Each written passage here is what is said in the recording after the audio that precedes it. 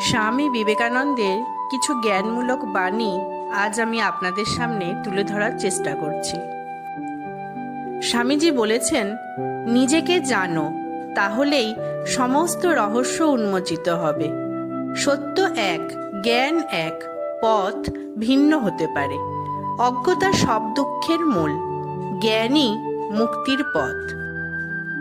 তিনি বলেছেন যে নিজের মনকে জয় করতে পারে সে সমগ্র বিশ্ব জয় করতে পারে। শিক্ষার মূল লক্ষ্য হল মানুষকে স্বাধীন করা।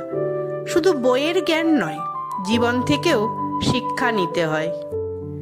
তিনি আরও বলেন, জ্ঞান অর্জনের প্রথম ধাপ হল বিনয়। কর্মবিহীন জ্ঞান বৃথা। অন্ধবিশ্বাস জ্ঞানের শত্রু।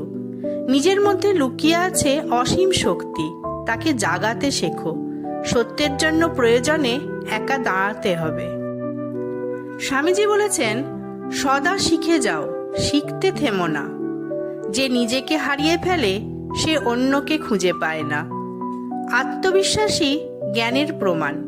সত্যকে পরীক্ষা করো, কিন্তু গ্রহণ করলে দৃঢ়ভাবে আঁকড়ে ধরো। নিজের উপর বিশ্বাস রাখো, তাতেই জ্ঞানের দরজা খুলবে।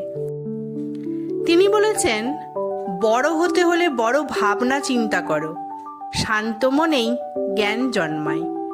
যে শেখে না সে পিছিয়ে পড়ে। জ্ঞান মানুষকে মুক্ত করে।